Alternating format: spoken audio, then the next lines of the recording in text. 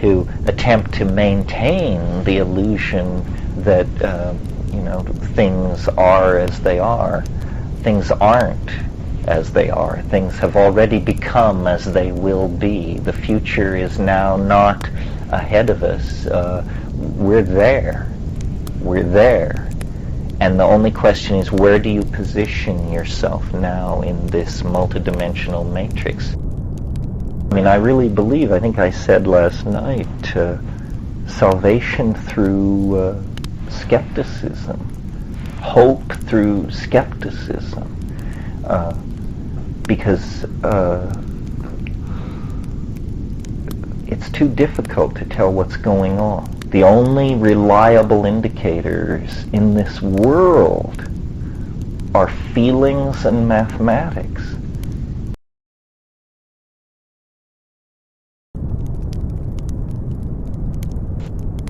These extremely exotic fields, solid-state physics and nanotechnology and gene transplant and all this stuff, they feel individually that complete breakthrough in their own field lies just 18 months, 2 years, 3 years in the future. They can see their technological and research dreams converging. But this enormous wavefront of knowledge that has risen up out of the context of human civilization, it doesn't communicate along the front of the wave. None of these people in any of these fields have a very clear grip on what's going on in the labs down the hall or 2 floors up in different departments.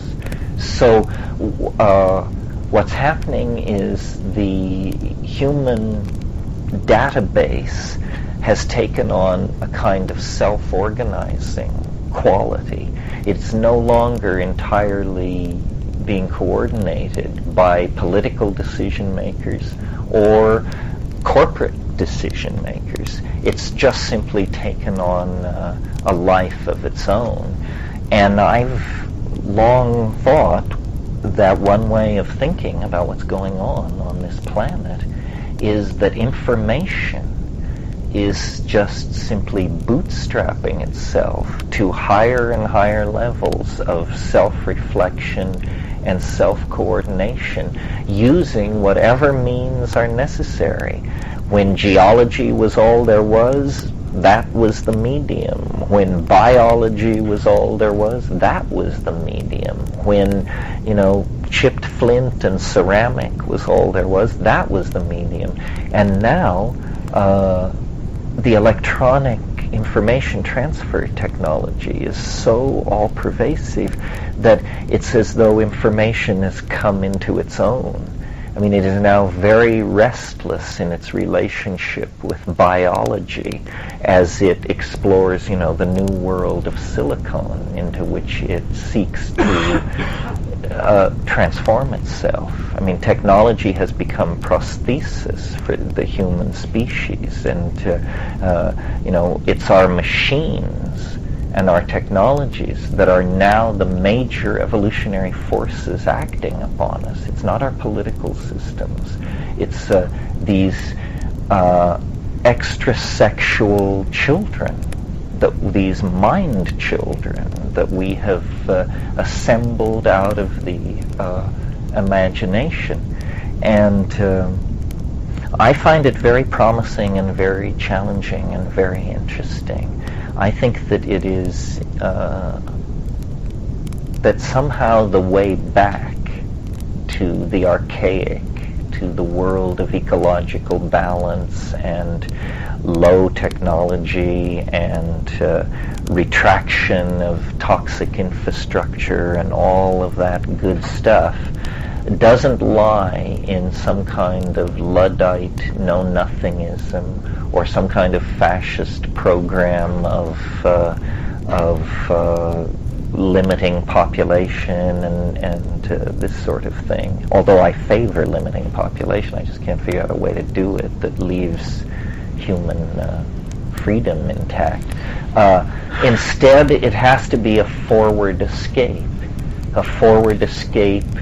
through technology, but technology that serves an agenda of archaic revivalism. My brother was just here this weekend, and after we presented publicly, then we spent a long night talking over all of this stuff. Between the spread of the information transfer technology, the internet and its promise of virtual reality soon to come, and biotechnology, which is literally taking apart the constituents of the living world and using them to produce all the drugs, all the foods, all the vitamins, all the nutritional supplements, and then many other solid-state materials.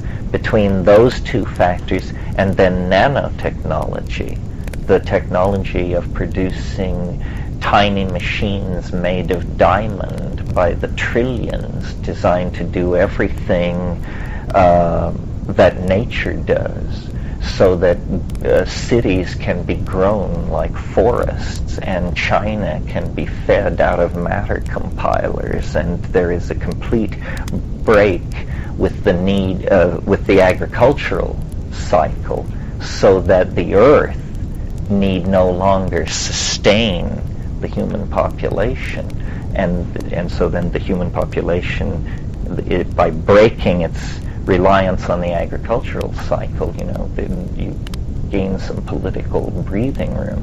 All of this is coming very, very fast, and is largely unanticipated by the political managerial types. What it means to me personally, I think, in terms of my own ideas about the future, is that I can now see without too much sweat from here to the eschaton in 10 easy steps. I mean, it's perfectly clear that if novelty is intensifying and locally concentrating, that where it's probably headed is into cyberspace or some kind of virtual space, so that, long before 2012, the various ontologies of world religions will be peddled as theme parks in virtual space. And, you'll be hard-pressed to know whether you're in heaven or simply in heaven land, which is, a preview of heaven attainable by paying a $50 entrance fee at the turnstile. This is going to make it very difficult for all my predictions to be put in context, because they will be both true and untrue. Everything will come true in cyberspace. That's the whole idea. What cyberspace is, on one level, it's simply the human imagination vivified, hardwired. What we're doing furiously, as fast as we can, is exteriorizing the human nervous system into a global organism of some sort, in which has a weird kind of Husserlian intersubjectivity about it. It is neither subjective nor objective. We are subjective nodes embedded in this domain of technologically created intersubjectivity between other human beings and machines. And what's happening is a lot of people are being left behind, or without even realizing it, are just opting out and saying, I can't handle it, it's too much to think about, I think I'll see what's on daytime TV, or I'll buy a newspaper, or I'll walk in the park, to attempt to maintain the illusion that things are as they are. Things aren't as they are. Things have already become as they will be. The future is now not ahead of us.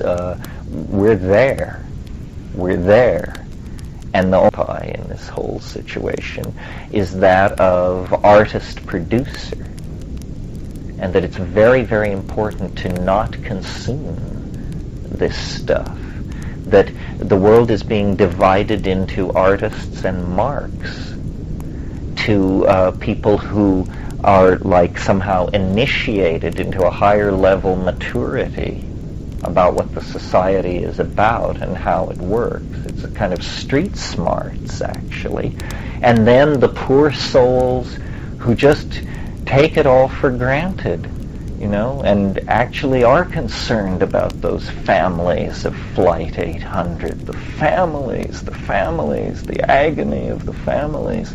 You know, people so harebrained as to buy horse shit like that are going to have a very, very hard time as the crap game of the future unfolds to its full fury. So I think it's very important for people to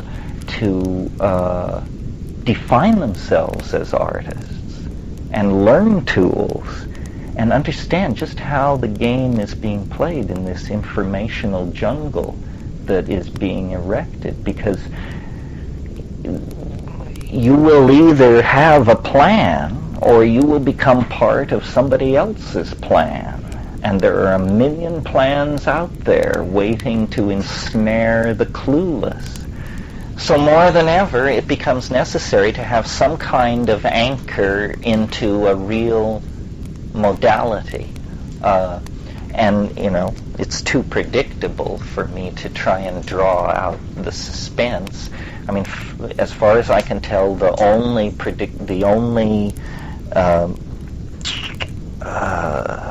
place where we can touch the earth in this evolving situation is through our bodies into feeling by any means necessary.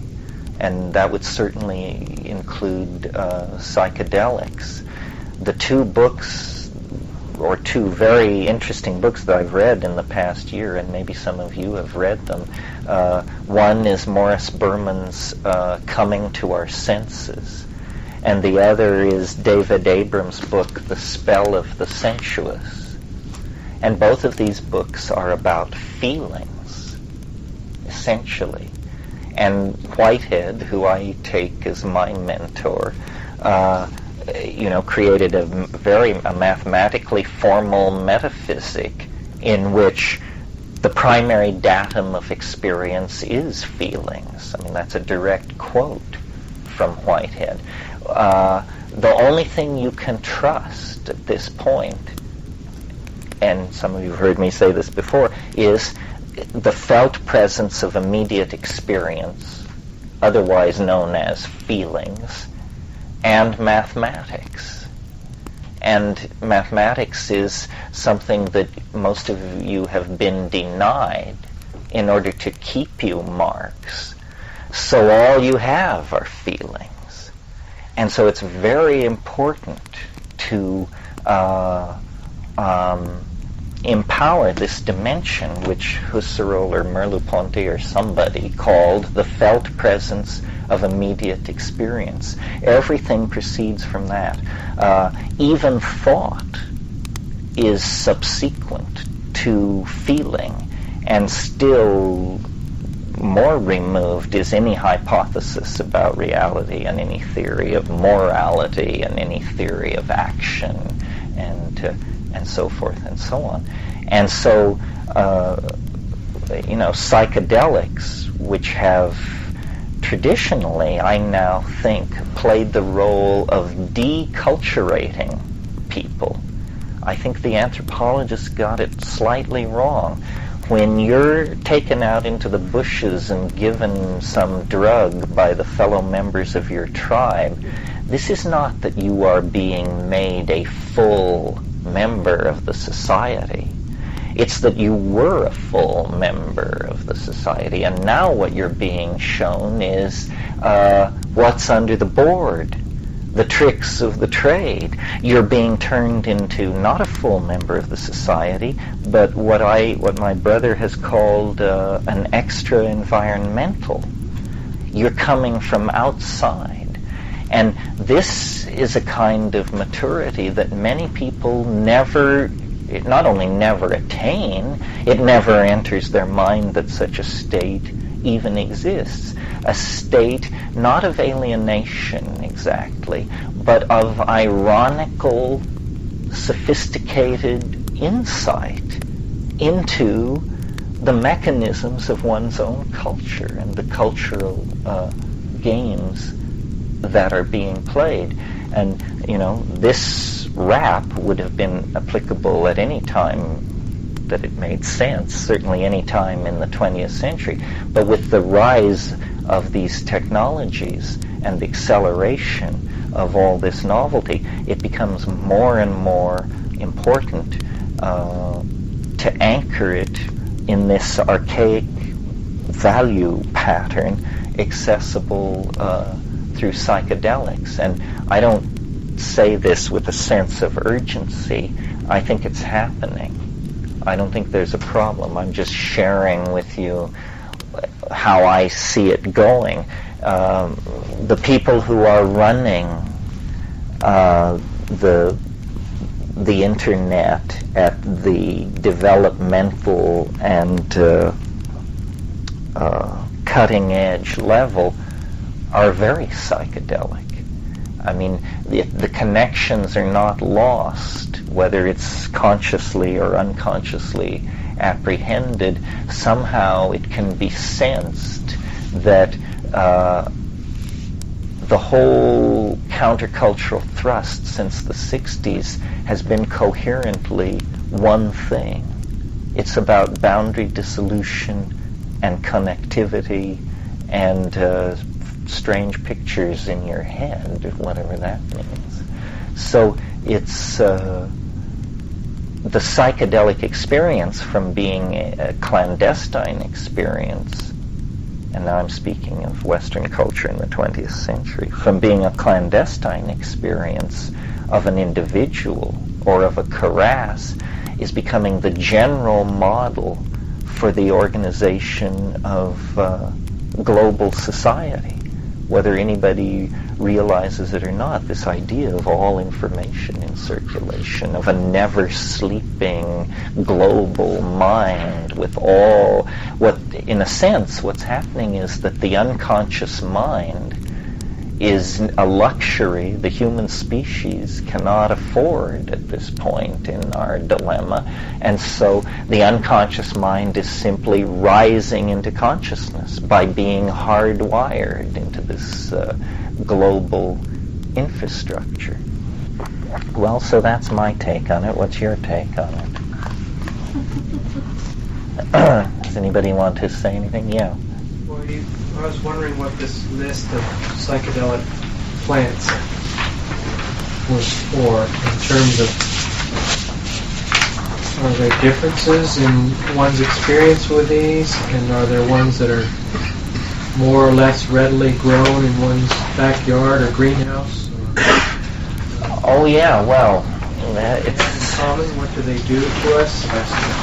It's a big issue. Yes, I mean, when I talk about psychedelics, I'm basically talking about alkaloids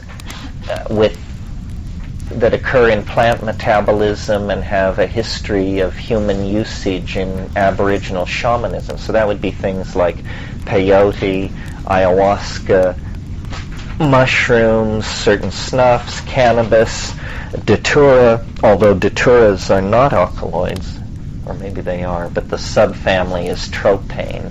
Anyway, they're chemically different.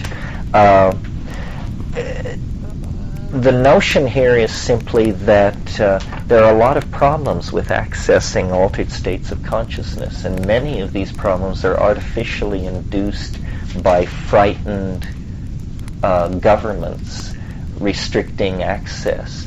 So it's slowly dawned on people that these chemicals occur in most environments, in many plants, and with a little chemical strategy and a little cookery and a little shamanic strategy, out of most environments you can coax some kind of kick-ass consciousness-altering plant or combination of plants, without resort to the local criminal syndicalists who may be prowling the streets.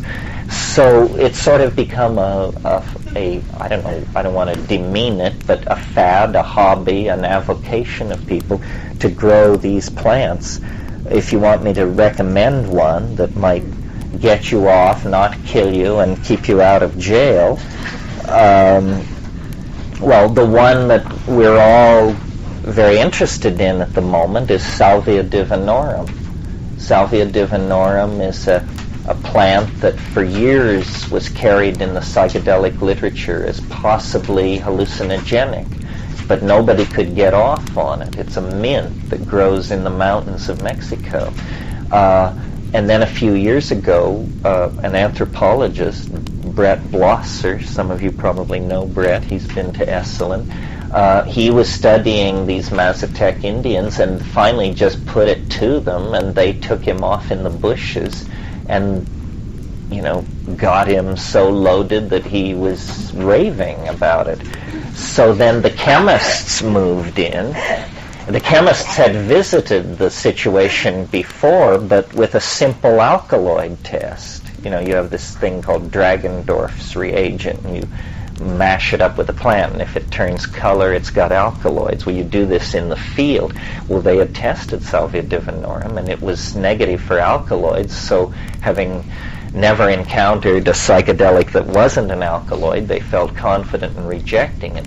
Once these reports began to come in, they went back through, and in fact it was an underground chemist. I'm not sure he wants his name stated, but anyway, again, someone a frequent visitor to Esalen, and he went back and with quite simple procedures, lo and behold, out comes a crystalline white powder, and he, following the famous example of Albert Hoffman with LSD, that you should start 100 times smaller than you think is where the action is, he smoked 1 milligram, 1,000 mics. I mean, that's a grain of salt of this stuff, and, completely lost it. And so then he went back and discovered that years previously there had been analysis done on this plant, and that a compound called alpha-salvinorin had been isolated and characterized, but never given to test animals or human beings. So he sent for a chromatographic standard of this compound, and immediately smoked it up upon arrival. And it did exactly what the stuff he'd gotten out of the plant had done to him. So then he knew that the compound in the plant was alpha-salvinorin, a diterpene, a compound in a chemical family previously unknown to contain psychoactive material. And word spread, and people smoke this, roll bombers out of the dried leaves, put quids of the fresh leaves in their mouths, and then in some vanishingly small few cases of the truly intrepid, people have extracted the stuff to crystal and smoked it. I don't urge you to do that. I mean, 500 micrograms of this stuff. This is the first compound found in nature active at that range. I mean, LSD is active at 500 micrograms, but it was thought for decades to be the only drug active at that range. I mean, I think somebody once said to me, you want to know what a human being getting loaded on 500 micrograms of LSD is like? He said, that's like one red ant ripping apart the Empire State Building in 40 minutes. I mean, it's dramatic that such a little bit of material can do what it does. Well, this stuff in Salvia divinorum is in the ballpark, definitely. And, DMT test pilots return white-knuckled and ashen from whatever it is that lies on the other side of this stuff. As a plant, the good news is it's easy to grow. It's easy to grow enough to take. It's not illegal. It is not illegal to grow, extract, transport, advocate, use in therapy. It's just simply not illegal in any way. It'll be very interesting to see how the establishment handles this particular compound, because this is not the 1960s when you can just, the way the drug laws are written, for something to be made illegal at the pleasure of the Attorney General or someone like that, it has to be a structural near relative of an already illegal compound. And this isn't. This isn't. So the only way this stuff could be made illegal is for scientific evidence to be brought into court that there's something wrong with it. And causing hallucinations at this point, I don't think, is enough. There has to be some physical toxicity or some demonstrable public health problem, or this will probably get through. I think really what salvia means, and then there are others I could talk about, but this isn't a psychobotany gathering, or maybe it is. But I think what all this means is that the drug laws are not going to be repealed. They're just simply going to become irrelevant, because there are so many loopholes, chemical exceptions, local sources of every illegal thing. I mean, take DMT, for example. DMT is a Schedule I drug, heavily controlled, but since all those laws were passed, it's come to be realized that every human being has it in them. Well, so you're holding. You are potentially arrestable for holding and transporting a Schedule I drug. Well, then that's obviously absurd, but on the other hand, the law has never been fought on those grounds. So ayahuasca is a perfect example. In a sense, ayahuasca is not a drug, because everything in it that is working occurs in the human body anyway, just in smaller amounts and in a different ratio. So, unless we propose to make human brains illegal, which, I'm sure there are some people who would line up for that with great enthusiasm, but I think that's Buchanan's 17% that we just have to put up with. Most people realize, I think, that the chemistry of consciousness and the chemistry of nature are co-evolved and equally complex, and the place where one stops and the other begins is a fool's game.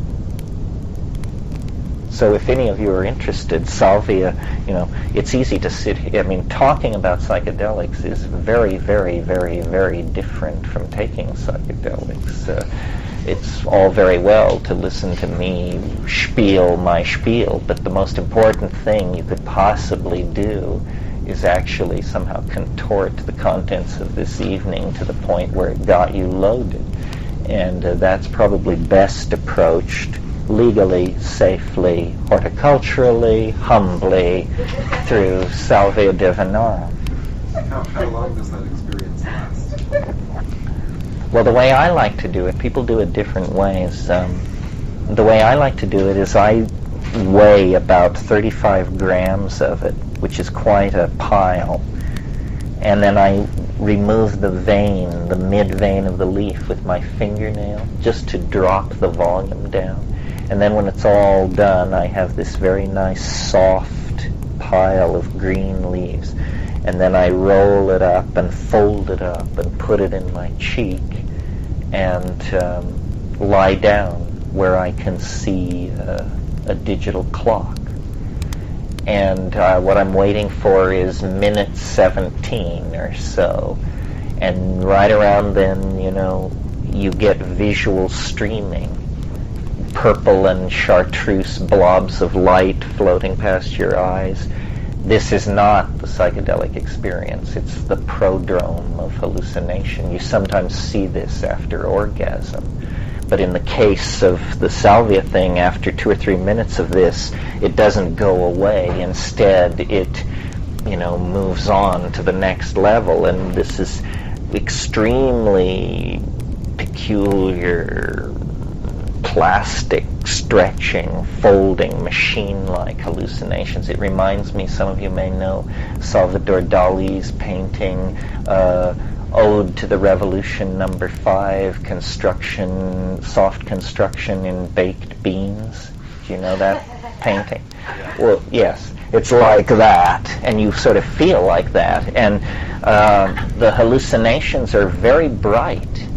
They are not like what I always think when it's happening is, my God, I can't believe this stuff is legal. It actually is working. It's not like it's almost working or sort of working or any of these, with these other horrible legal things. This one works. It works. And it works enough that you actually reach a place with it where you wonder if it's not going to work too much, which tells you just how good it is. Of course, at that point, you're probably at the top of the mountain, just as you begin to have anxiety about, well, how strange will this be? You're probably coming around the corner. And then you come down in about 45 minutes and go to sleep. Total time being An hour. rather interesting hour. If it didn't taste so bad, I could do it 3 nights a week. In other words, and yet I don't know exactly how to explain it. It is absolutely satisfying and very powerful, but it doesn't seem, at that dose, it doesn't seem like it could become a wild horse. At higher doses, the stories begin to get harder to map. And people who fiddle with the pure compound are obviously really intrepid. It seems to be about some kind of, my brother described it very well the other night. He seems to be susceptible to it. Some people are and some aren't. And he was at a conference somewhere, and there was just dried material rolled, and he just took a big hit basically to see how it tasted, to sort of get the feeling for how it tasted, and it folded him. I mean, he came apart. He twitched on the ground, and his description of it was, he said it was like being rotated to the left. There was this strange counterclockwise twist, and then you're like in this other dimension. You've just been hyperdextro-rotary homogenized, and now you're in a previously unsuspected domain of space and time that is immediately contingent to this dimension, but only by that means. And people people talk about something folds, something twists or untwists. There's definitely a sense of being moved. That's how, and the come on is faster than DMT, which is hard to imagine. I mean, the come on, in fact, is so fast that you don't act, you sort of discover yourself there. You're waiting for it to come on, and then you realize that for some time it has actually been on, and it was your perceptions that were lagging. No. I mean, the taste, if you do it, the fresh leaf in the mouth, it tastes very much like a very large mouthful of very leafy leaf. It's bitter, but it's not appalling. It's just bitter. One could probably get used to it, After the 17 minutes, do you spit it out or you keep it in your mind? Well, I used to tell people to spit it out at minute 17, and then some people couldn't, there were complaints. And so now what I tell people is keep it in your mouth until it works. But unless you're a hard case, somewhere between 15 and 20 minutes, it's going to find you. Yeah. Two things. One, going back, is where do you see technology? Do you see technology playing a game in the altered state of consciousness, or reading about superstring theory and probabilities, etc., and listening to you, I can't help but make this connection of these altered states being shifted into just a slightly less probable place than us being here now. And what is your take on that? Well, first of all, how technology relates to altered states on a trivial level, not trivial, but on a obvious level, I guess. It's really knitted the community together. I mean, the internet empowers all marginalia, and God knows we're marginal. So the fact that there are these conferences and email lists where people feel free to say anything and to pass on all kinds of botanical, chemical, shamanic information means nobody need now get into trouble through ignorance, because there are vast FAQ files on the net, and if you've gotten some DMT and you're wondering what it does, there's an afternoon's worth of reading on the internet. Gracie and Zarkov take a trip, McKenna meets the basketballs, and on and on and on. So that's very important, but as I said, somewhat pedestrian. The thing that excites me about these informational technologies is I think we're going to be able to use virtual reality to show each other the insides of our own heads, and that this has never been possible. I mean, we know each other by our surfaces and our symbols. We make small mouth noises and we assume we share the same dictionary, and by such rickety infrastructure as this, we build community and understanding. But if everybody worked on the mansion of their soul in cyberspace, and you could invite people in and say, you want to know who I am? I'm not this 6'2" piece of meat. That's not it. Here's what it is. Here's my hopes, my dreams, my fears, my past accomplishments, my unfinished projects, my catastrophes. An incredible amount of intimacy, and hence mutual appreciation and empathy. So I think that the whole thing is bandwidth. Bandwidth simply means on one level it means the speed at which information is moved from one point to another, but in experiential terms what bandwidth means is how deep the image is. A telephone call is very low bandwidth. A television-assisted telephone call is higher bandwidth. And as we expand bandwidth between each other, we will dissolve our differences. I mean, this is my faith. I think it's amazing that we've built a global civilization in an environment of 4,000 languages, and no better mode of communication than small mouth noises and their electronic equivalents. And so we're about to take an enormous leap toward understanding each other. What we will understand, I don't know. A friend of mine who was somewhat speaking ironically, but I think he meant it, said all decadence is finding out what the neighbors are really doing.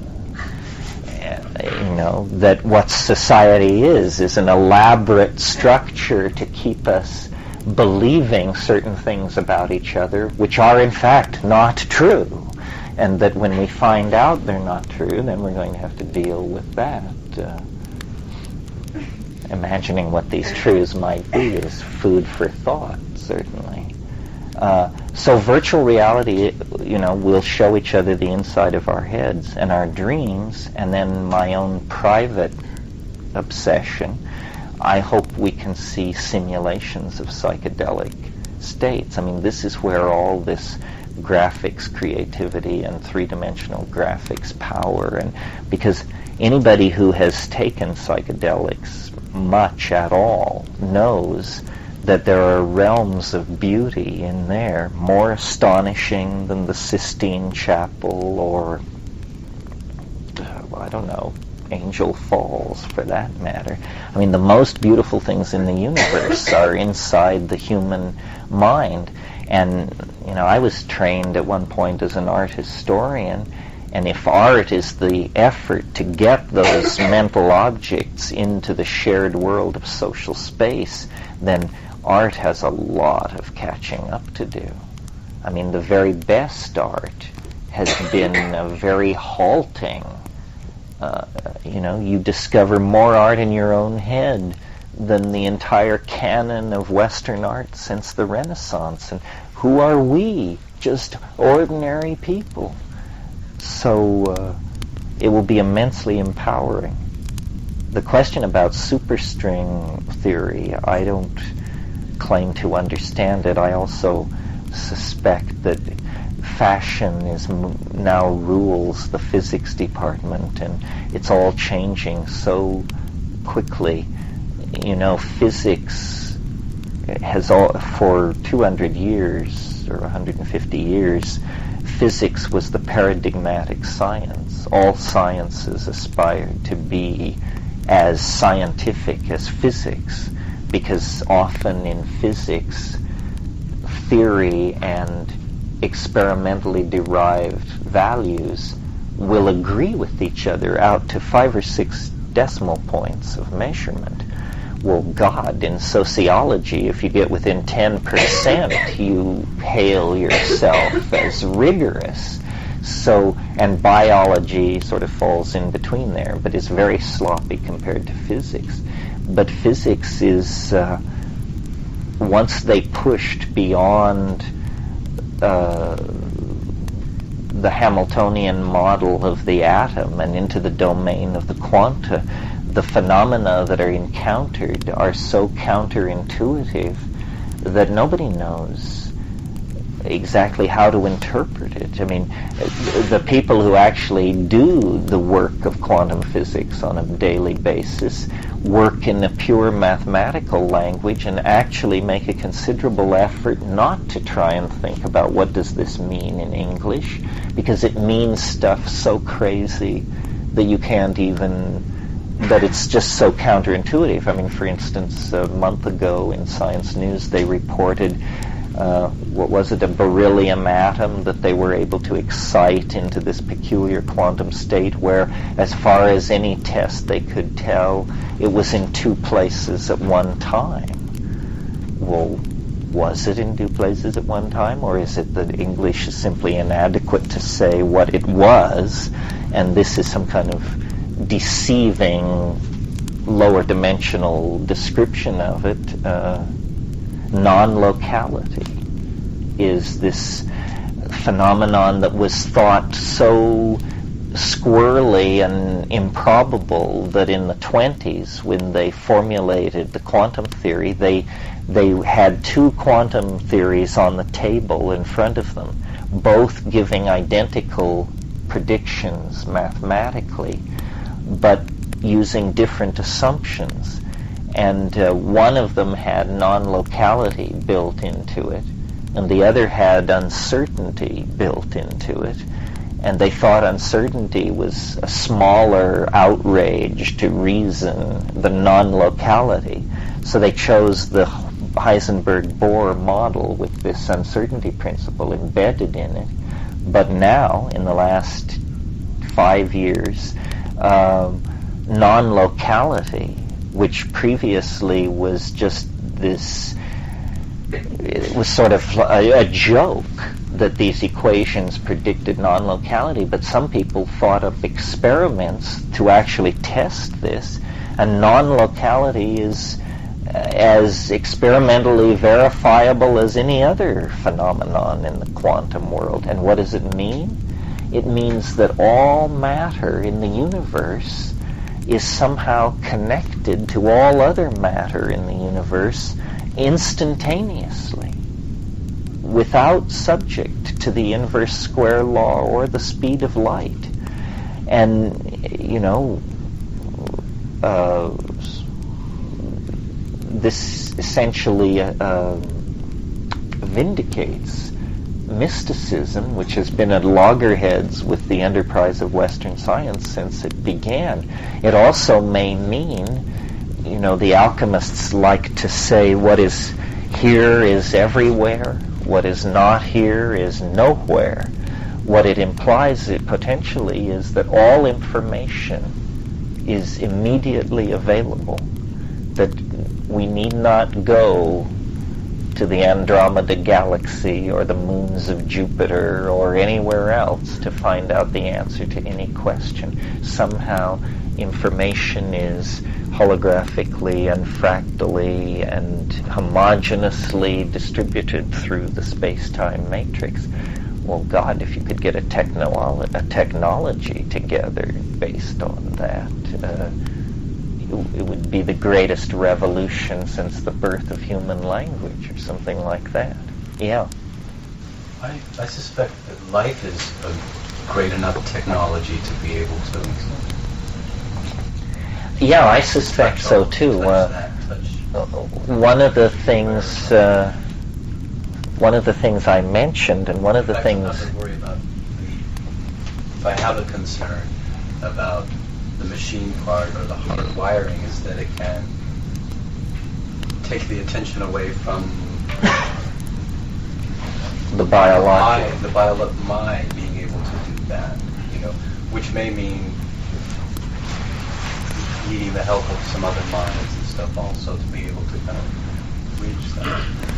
Well, I think technology, the human brain is the god of technological innovation. In other words, we want to do it that way. We want to do it that small, that fast, that neatly. So as technology advances, it's going to look more and more like biology.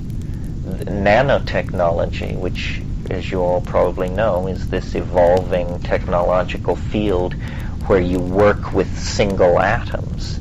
You build up things atom by atom. Well, this is how biology does it. DNA is read by ribosomes that specify the assembly of proteins atom by atom. This is how we will do it. So the technologies of the future will be more and more, quote unquote, natural appearing. And finally, my fantasy is, you know, a world where when you want to contact the internet, you just walk over and put your hand on a tree, and you immediately have T6 connection to the global bio-cybernetic matrix in cyberspace. Everything that we're doing, like building the internet, for example, you can build the internet, you can lay fiber optic cable everywhere and put up space satellites or stuff like that. But another way to do it would just recognize that the mycelial network already present in the soil probably has room for you to run your messages through it while it's doing the business of being alive. So the telephones of the future may look more like mushrooms than they do today. I mean, nature is obviously the model, and see, our technology now is a technology of heavy metals, high temperatures. I mean, we weld things, we melt things, and when we build, we assemble pieces of things, and then we bring them together under high pressure and high heat to make automobiles and aircraft and this sort of thing. Nature, notice that nature, meaning organic nature, not volcanoes and hot springs, but organic nature accomplishes all of her miracles under 115 degrees Fahrenheit. There's no welding of beryllium and this sort of thing. So we could do that too. And when you use cool temperatures like that, well, then you don't generate toxic gases and strange physical byproducts like sulfur dioxide and mercuric oxide and all of this toxic material. So the machine age, as we have known it, was simply a very brief episode in human beings' relationship to the construction of prosthesis. I mean, I more and more think of it that way. I mean, the touching a tree to get to the internet, that's pretty far out. I mean, in other words, there are steps to that we don't know how to take. But I've talked at other times to this group about what I call these black contact lenses, except they're not contact lenses, they're actual implants in the back of your eyelids, so that when you close your eyes, there are menus hanging in space. That's not even nanotechnology. That's doable today. I mean, it might cost $1 billion, but if it were a fighter plane, we could deliver it in 6 years. It's easily done. So what I hope will happen is that we will retract this bulky, toxic, archaic, industrially based infrastructure and become more and more aboriginal in our presentation to an observer, but in fact through implants, prosthesis, nanocytes crawling around on the surface of our skin and inside our bodies and in the environment and so forth and so on, we will actually be becoming, at the same time that we make our peace with nature, we will continue to technologically evolve toward whatever it is that we are evolving toward. I don't understand what it is. What did you make of it? I mean, that's the basic question. What do you make of this? Well, someone asked me to explain what you talked about, or what psychedelics, I guess in a sense I was trying to say something, and about how I feel, why would I come back today to listen to you? Uh-huh. It wasn't a sense of hope, but it's more of a sense of understanding, deepening of some sort of understanding of, like, sometimes I'll contemplate, well, how come, I know what I was saying. I was saying that, how come humans think that they're more aware than the whole rest of everything else? And I was sitting squatting down on the bath's floor with the squirrel, I guess giving him a nut, and I was eating a nut, and we were just both there eating nuts and looking at each other eating a nut. And I thought, I noticed a lot of squirrels in the bath. Yeah, it's because of the cornmeal. That's partly my. I should have known.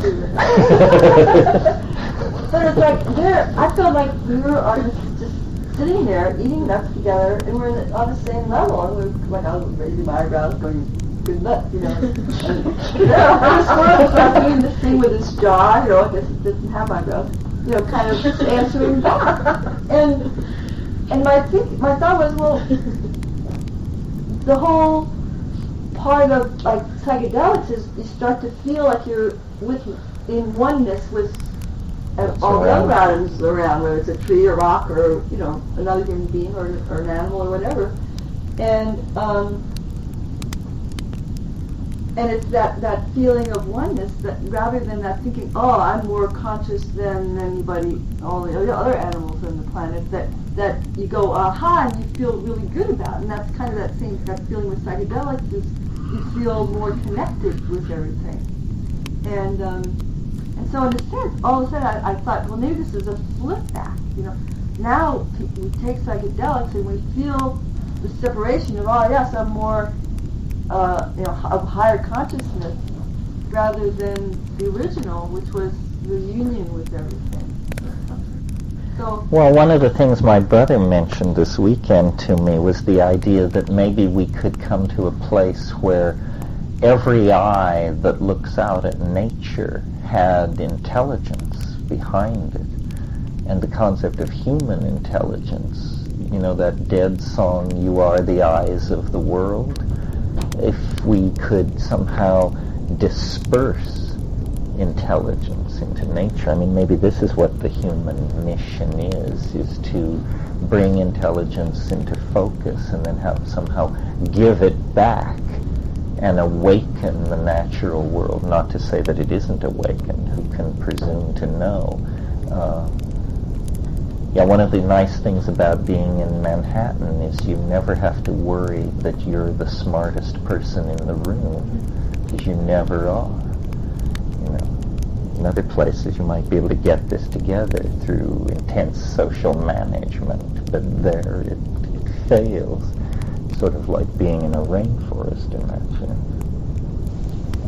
I was intrigued with some of the things you just mentioned in passing, like seeds from which cities would grow, and wanted to know where I could learn more about those ideas. That's pretty out there. Well, visit Eric Drexler's webpage or read his book, The Engines of Creation. This idea that the O's, which we talked about last night, were bio, techno, nano. I don't think we talked about fungo, but we certainly could. SpaghettiOs, Cheerios. Nanotechnology is moving so quickly, not because the army wants it or capitalism wants it. It's moving so quickly because all the best people refuse to work on anything else simply because it's so cool. And why you should have 10,000 steam engines on a 1 centimeter chip, and what can you do with a steam engine that produces 1/10,000th of a millinewton of force and costs 0.0 mil to produce?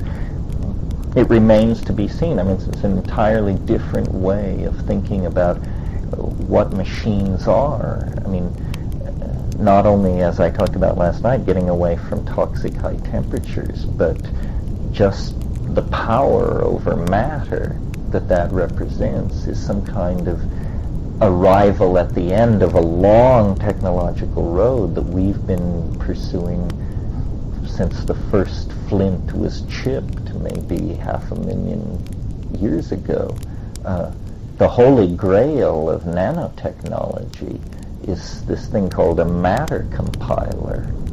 And a matter compiler does to matter what an SGI indigo does to graphic images. In other words, anything you can imagine.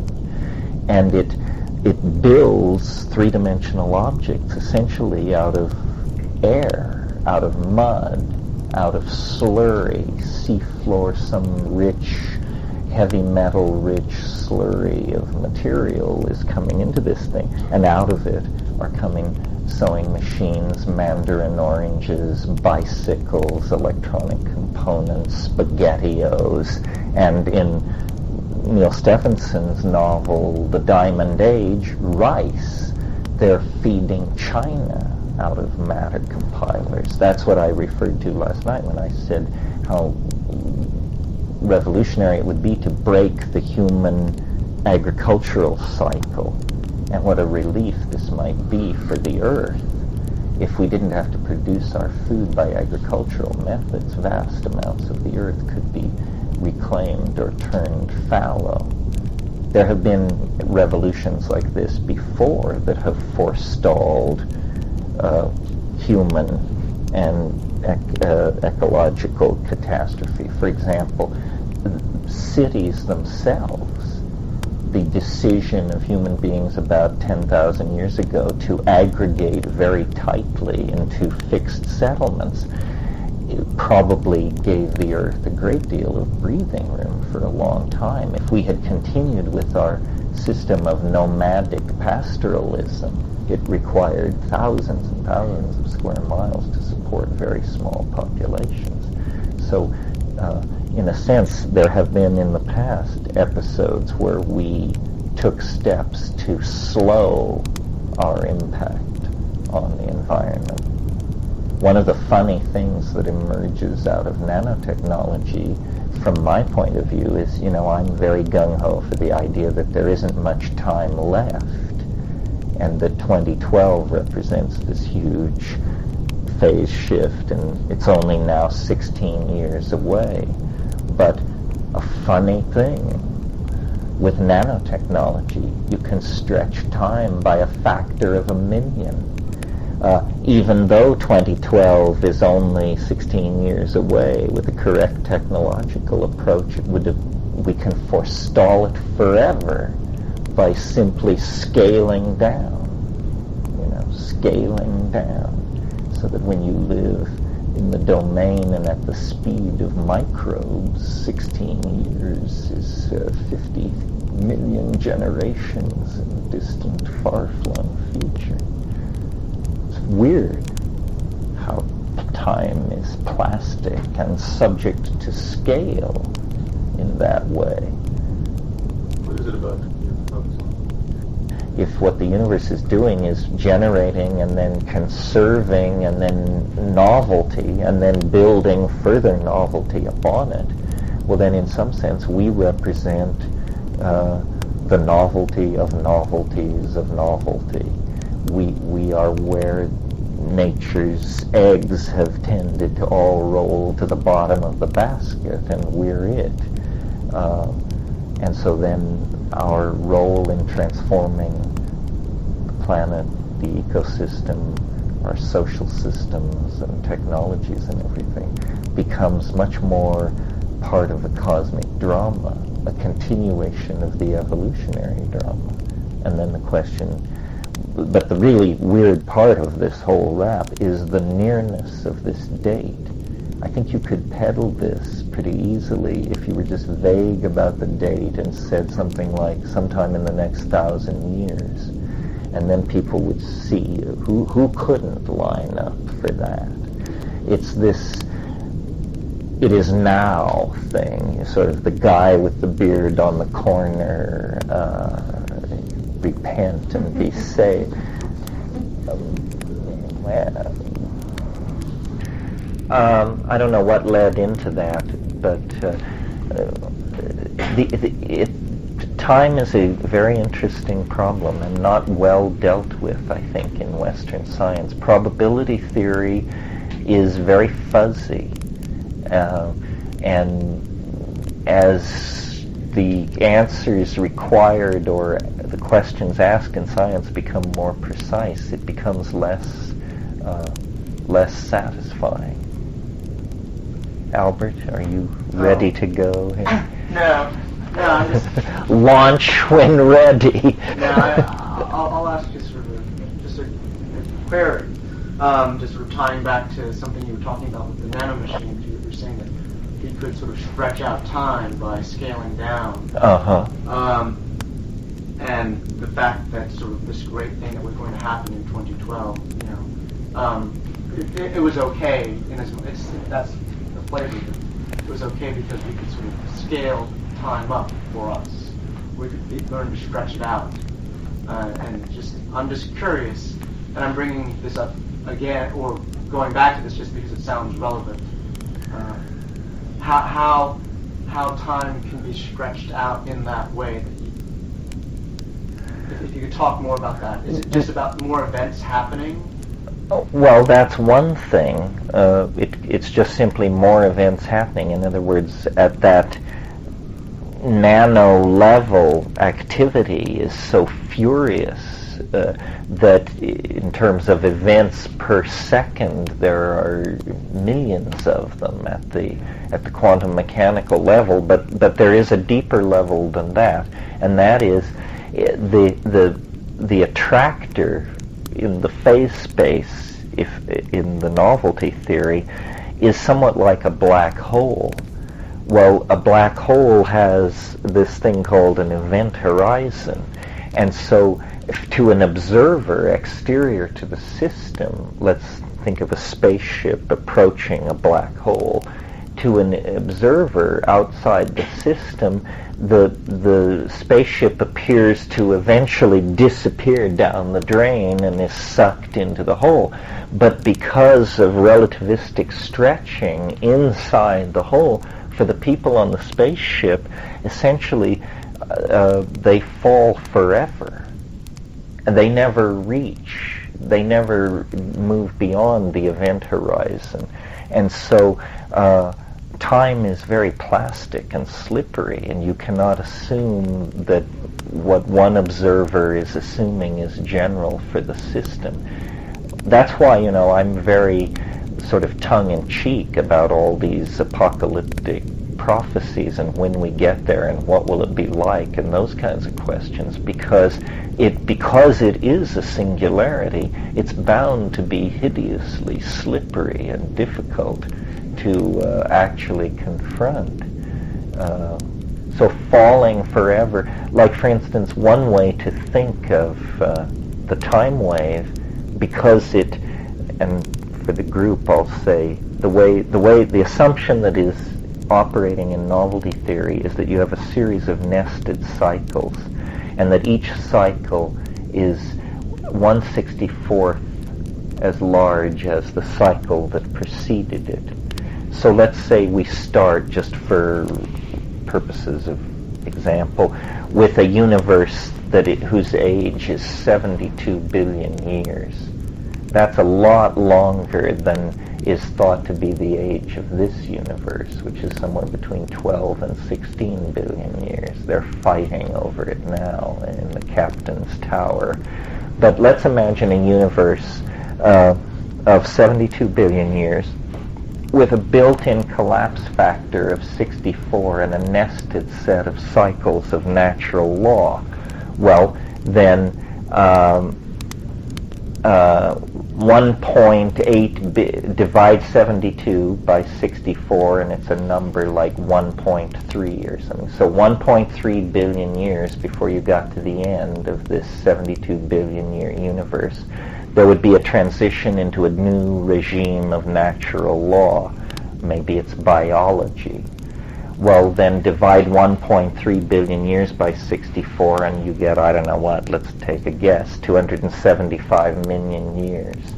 Well, that's and so a new set of emergent phenomena come into the picture at that point. Let's call them advanced higher animals, land animals.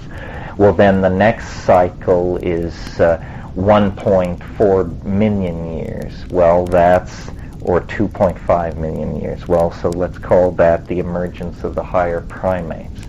And the next is 175,000 years. Let's call that the emergence of Homo sapien.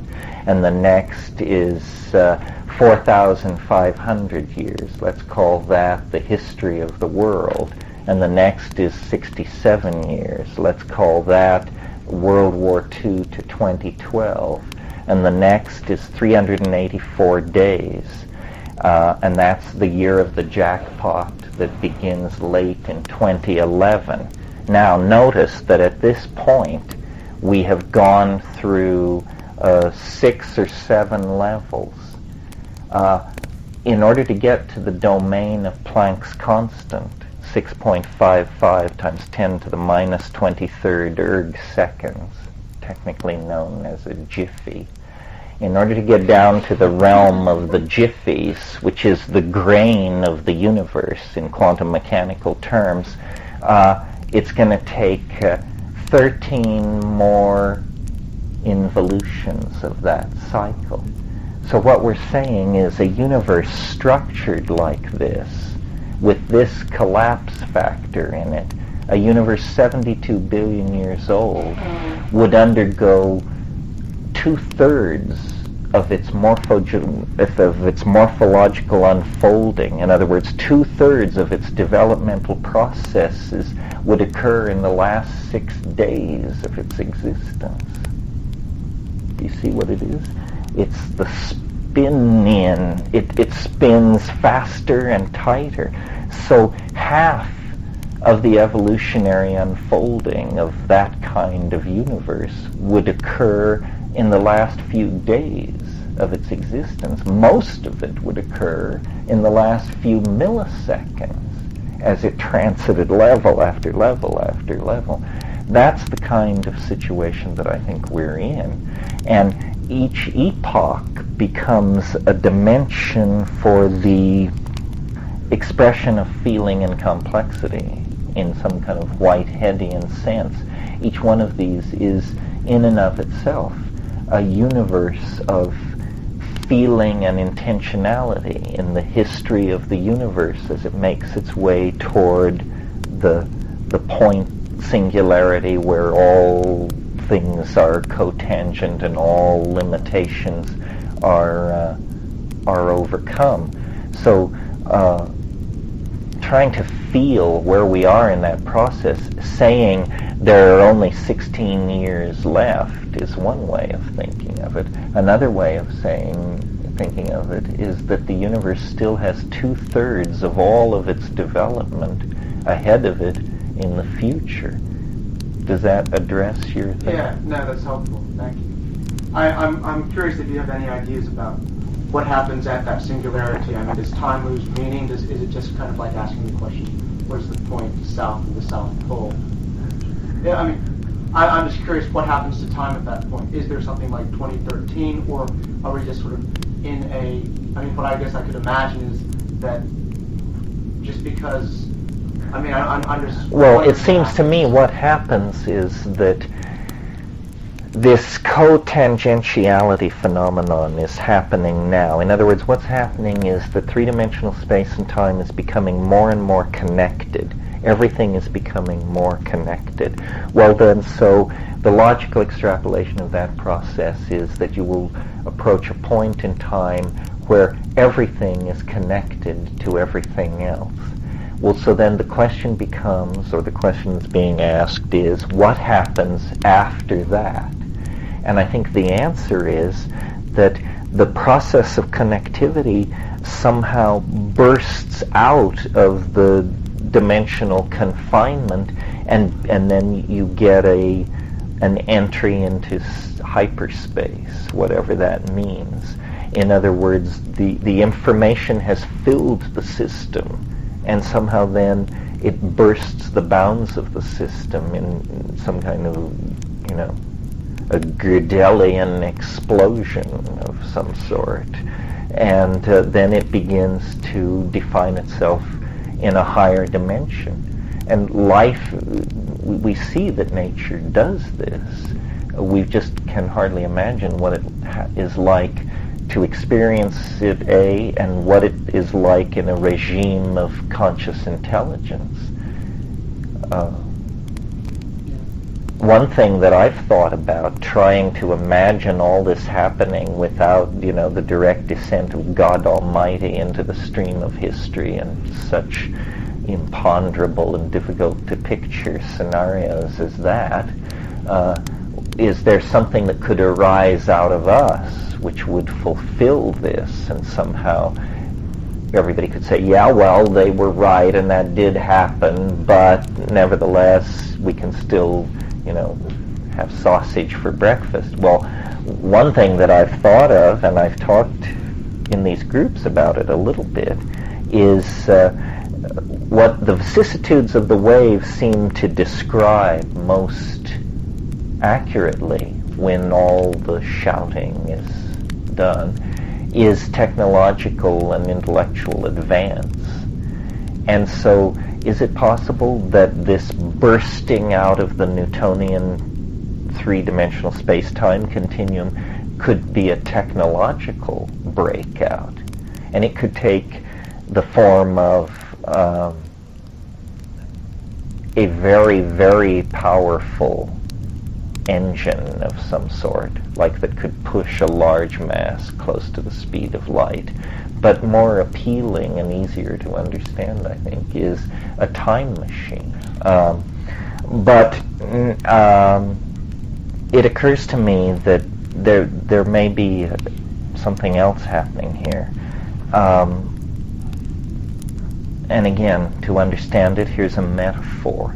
Notice that we live in an extremely high-tech world with the internet and potential AIDS vaccines and interplanetary probes and all that.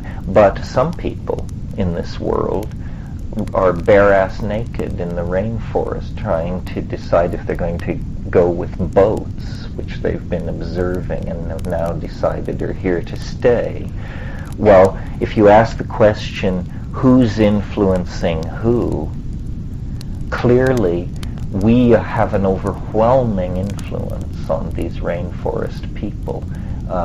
Their lifestyles are crumbling under an onslaught of transistor radios, packaged food, pornography, blah, blah, blah. Meanwhile, I don't see anything happening around here except maybe an occasional shaman is brought through that indicates that they're having much of an impact on us. Well, so imagine if it were possible to have a technology of time travel. I think that what would happen in that case is that what one would think of as time travel would instead turn into a technology for causing the rest of history to happen instantly. In other words, to avoid all of these paradoxes, you would initiate, the temporal equivalent of a chain reaction. And the rest of history would just unravel on the reel very quickly, so that the most technologically advanced state would spread backward through the temporal medium in the same way that the most advanced cultural state in the world today is spreading through the spatial medium of the planetary geography. Do you see what I mean? It's a kind of a God whistle. You think you're building a time machine, but what you discover the moment you turn the time machine on is that you have brought the final evolutionary achievement of the universe appears right on your front step in the next millisecond. Yeah. We were talking about dissipative structures before, and how I understood it is that you're taking like negative entropy in it, more structure, but you give waste out all the time too. And if you see the globe or like all the human societies on the earth like a dissipative structure, there needs to be the waste somewhere. And you need to create a distance between these structured systems and the waste somewhere around. And I wonder how you put that together with your theory of time or of novelty. Well, the entire planetary environment is an open system because it's being run off extraterrestrial energy delivered by the sun. If it weren't for the sun, the Earth would quickly go into crisis. There is no problem with the generation of waste as long as the generation of waste cycle doesn't exceed the capacity of the system to absorb it. And this is our problem. Not that we produce waste, but that we produce it too fast. One of the things my brother pointed out was if you really believe nanotechnology is coming, then the shrewdest investment that you can make are landfills, because landfills are filled with metal, glass, plastic, rare elements, rare chemicals, all these things which these little nanocytes, these flea-sized and smaller robots, are going to go after. I mean, those will be the great mining and extraction sites of the future, quite logically, because you'll be using all of that material. It's already in a highly refined state. In fact, the great thing about nanotechnology is because these machines are so small, the current standing crop of metals presently on the Earth is probably enough for the rest of human history. If it's a nanotechnological history, there would be no need to extract more gold, more platinum, more iridium. We have enough for nanotechnological purposes, probably by orders of magnitude. We have enough. The point, the goal is to take nature as the model and to say, okay, we want to build things. Well, who's been building longest? Nature. Who's been building most efficiently? Nature. Who's been building with the least toxic output and so forth, so on? Nature, nature, nature. So we are builders. So let us learn then from the master builder. And of course, until we can do it perfectly, we will do it imperfectly, but more perfectly than we're doing it now. We finally at last sort of cited what the deal is with building stuff. Oh, it's supposed to be biodegradable, non-toxic, user-friendly, nutritious, brightly colored, whatever. And so the way nature does it is atom by atom, and using, molecular long-chain polymers with molecular transcription to run through ribosomes which read these things. I mean, as you descend into the molecular and the submolecular realm, it becomes startlingly machine-like. I mean, nature is the perfect machine. There is no difference. Our machines are hideous and, run at high temperatures, are toxic. That's part of the question I have is, nature's already made, like, you put this little seed in the ground and it turns into a huge tree, and how can we improve on that? It seems like it's already a perfect system that's been developed. Well, it is a perfect system developed for the ecosystem in which it inserts itself. I mean, it's a product of evolution. We, by being minded, we can use the techniques of nature to serve the design agendas of culture or of human society. That's the difference. I mean, really, my vision is of a partnership. I think that I talked last night about what I called the forward escape, where there's no way back to simplicity, not without slaughtering 4 out of all 5 people. I mean, even 1 billion people is too much. There's no way back to the simplicity that we once knew, but there may be a way forward to the simplicity that we once knew. But we have to become fully responsible and entirely capable, not half responsible and half capable, which is the present situation. Capability means power, immense power, but power means responsibility. In other words, we can't evade the curious moral dimension that attends our enterprise, given the fact that we are conscious beings. But we can be responsible. Like my notion is really, in a sense, The human imagination, which is our great glory, has grown so powerful that we can barely unleash it on the surface of the planet. I mean, it's like trying to drive a fire truck around the nursery. The nursery can't handle this. The nursery is small and confined. So responsibility means respecting nature, but also making a place for the novelty that is resident in the human possibility, because nature also did that. I mean, nature risked everything on this planet, on this particular experiment. And I imagine nature is well pleased.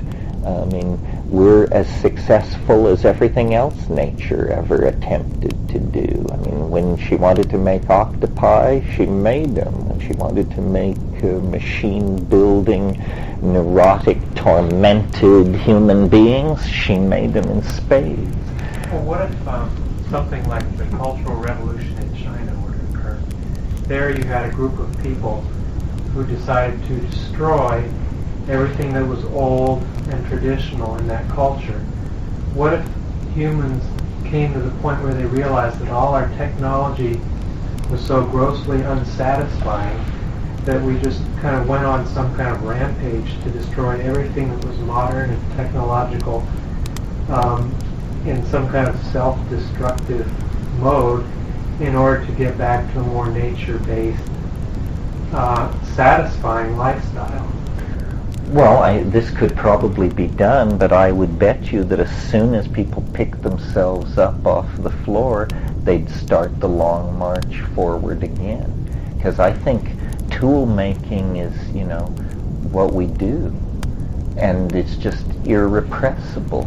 We are the creature, in the same way that abalones make abalone shells, we construct technologies.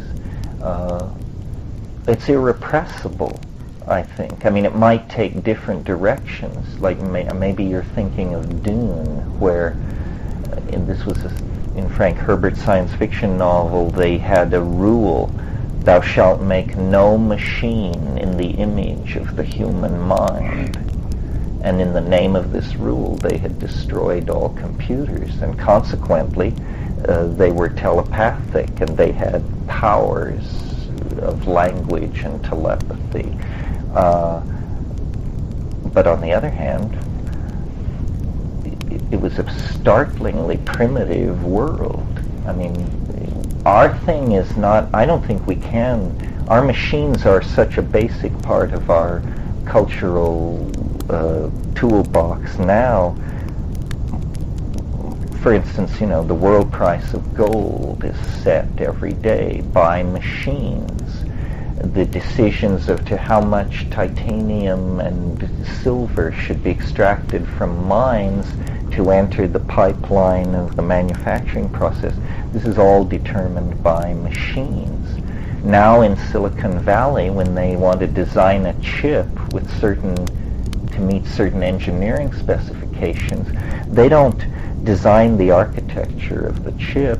They tell machines what they want the chip to do, and machines actually make the design decisions. So, but I don't find this horrifying at all. I mean, I remember in the 50s, one of the fantasies was that in the future, we would live in a world run by machines. Well, instead we live in a world run by politicians, mafias, advertising conspiracies, pharmaceutical companies, and political pressure groups. I'd take machines any day against that crowd, and their wonderful impartiality. Yeah.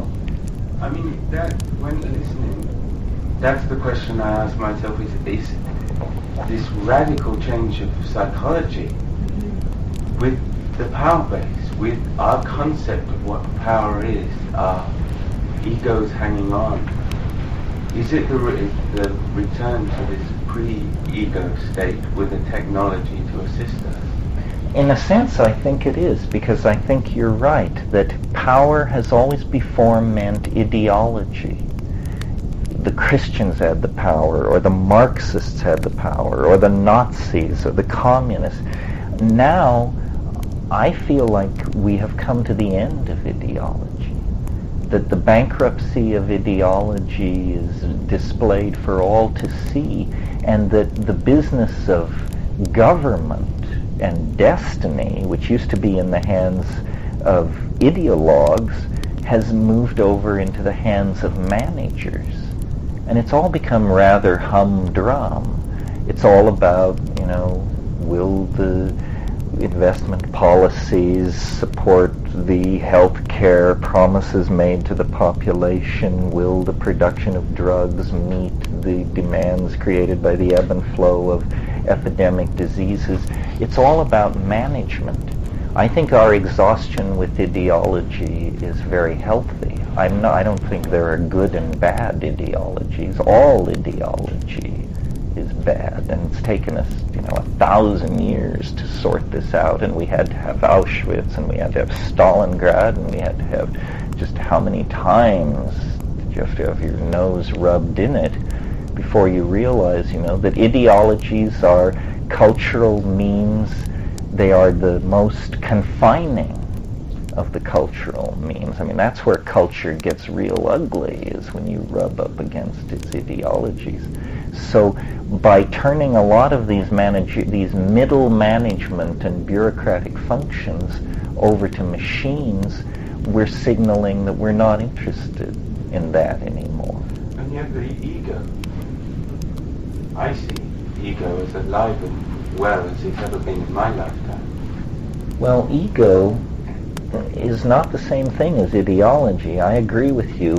What we now have, and this is this question that keeps coming up in so many different forms, what we now have is the freedom which attends decadence, or the decadence which attends freedom.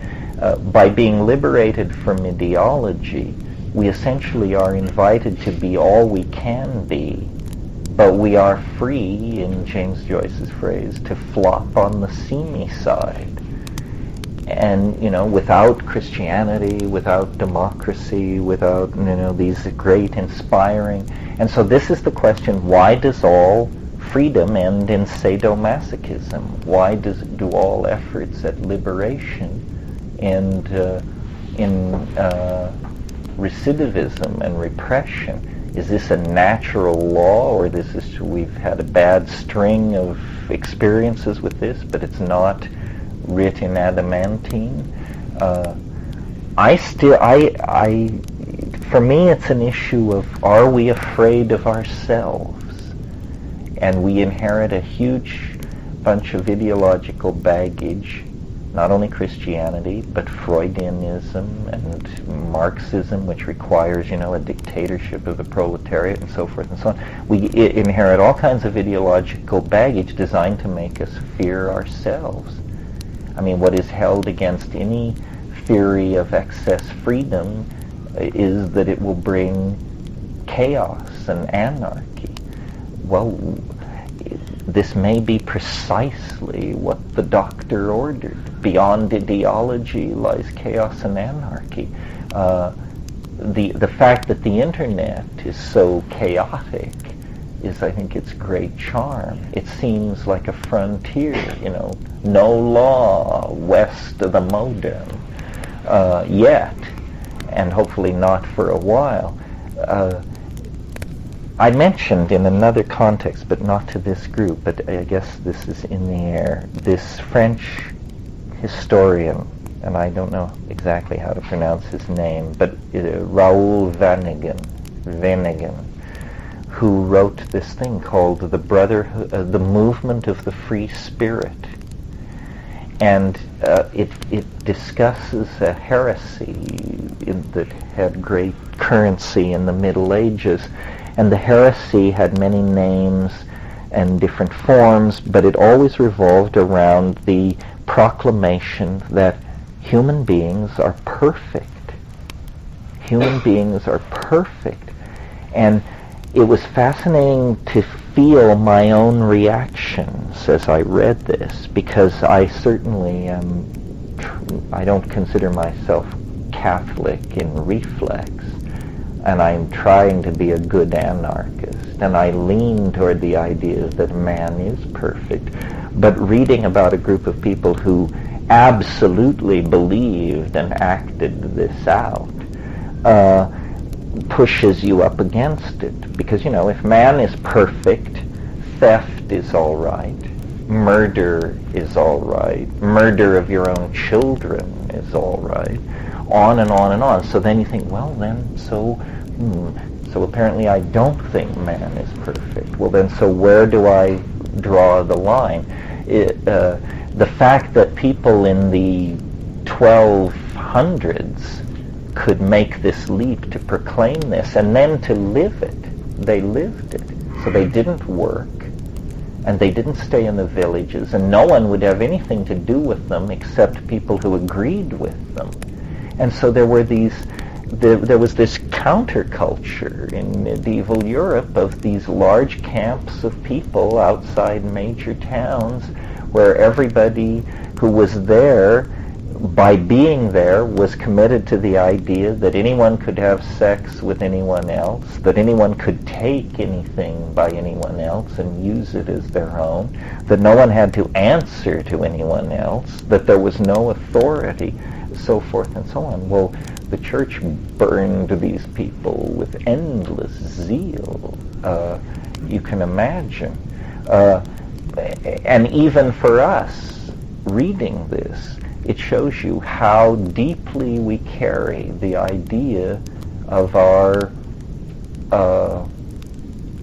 shadow, and how profoundly convinced we are that we pose a great danger to each other, and that we must mitigate this with law and rules and psychotherapy and drugs and high walls and so forth and so on.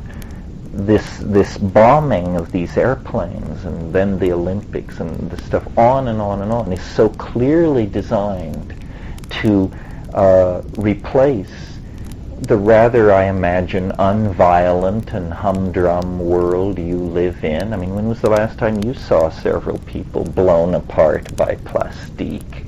Not recently, I'm willing to bet, unless you just shipped in from Algeria. But you're asked to give up your experience and replace it with a media-created world of exploding airliners, sinister international organizations, and so forth and so on. This ability to use the deaths of what are trivial numbers of people. I mean, in the same week that these 200 people were blown out of the sky, 6,000 people died on the American highways, and there was not a mention of that. So the exaggerated focus on certain situations and the deaths of certain designated high-profile groups of people permits an incredible paranoia and an incredible erosion of any effort to create community. These are decisions not made by machines. Machines would never act with so deep an insight into human psychology. These are, decisions initiated by human managers playing the old-style game. Well, it's not just. It seems like it's not just managers designing this. It's individuals who love this kind of news, whose favorite type of entertainment that they pay to see is these violent movies of people being blown up. Well, we are all guilty to the degree that we tolerate and consume this stuff. Prurience has always been the path to riches. Was it P.T. Barnum who said nobody ever went broke, underestimating the taste of the American people? I'm sure that that's quite true. So what do you ascribe this desire that seems to arouse from individuals? Well, I personally, and I'm willing to extend it to my friends and my enemies, I personally do not enjoy seeing violence or people being tormented or children being abused or this sort of thing. When I was in Boulder, I met a friend of mine that I hadn't seen for 25 years and asked him what he was up to. And what he's doing is he's founded a company called Rocky Mountain Media Watch. And what they do is they have 150 people who work for them in 150 cities. And once a week, these people make a video cassette off the TV of the evening news, the local evening news hour. And they ship all these tapes to Boulder, and they have rooms full of people watching these things on screens and scoring how much of this hour went to ecological stories, how much went to lost pet stories, how much went to toxic waste stories, how much went to the circuses in town stories. And I said, well, Paul, what is the deal with violence and what's going on? And he said, whoa, it's very simple. We've seen it thousands and thousands of times. In a half-hour show, the most violent part of the show occurs immediately before the longest commercial. And you are brought to this state of adrenal excitement. And I said, well, do people enjoy watching people shot and blown up? And he said, no, you can put electrodes on them and you can tell that it raises anxiety and it raises adrenaline levels. But he said the whole point is then you cut to the commercial, you bring on images of sexuality, of flesh, of soft music, and of the product. And the product then becomes associated with security. It's all about, look at this horrible death, manglement, horror, now, and this wonderful soap which will give you social confidence and make your hair shiny and your underarms inoffensive. And this game is played 300 or 400 times a night with monkeys on the receiving end, people who take Ross Perot seriously and fear visits by alien proctologists. That population are, being subject to this hammering stimulus response thing. Well, it's no wonder that people are just totally clueless. The cultural engines are becoming almost unmanageably dangerous for the unsophisticated. This is what I meant last night when I said there are two kinds of people. There are artists and marks, not in a tone of superiority. We're the artists and we're on the inside, and so we're immune, and the marks, fuck them, they're all lost souls. No, every one of us every day is tested to see, are you an artist or are you a mark? In this moment, are you an artist or are you a mark? In this situation, are you an artist or are you a mark? And, everybody tumbles both ways several times a day. I don't know exactly what to do about it. I mean, Joseph Goebbels really turned it loose inside the 20th century. I mean, this has all been developed since the 30s, advertising techniques of behavior modification, ways of insinuating complex messages into people and getting them to respond. The antidote is, in that environment, you cannot flee from it. You cannot avoid it. What you have to do is produce output into this ocean of competing means. Output and subversion and sophistication. You have to be, I think, very, very... this is no environment for the credulous, the epistemologically naive, those driven by inner imbalances to adoration and belief. I mean, I really believe, I think I said last night, salvation through skepticism, hope through skepticism, because it's too difficult to tell what's going on. The only reliable indicators in this world are feelings and mathematics. And mathematics has been torn from you as an option in the process of infantilization that we're denouncing here. So all you have left are your feelings, 90% of us.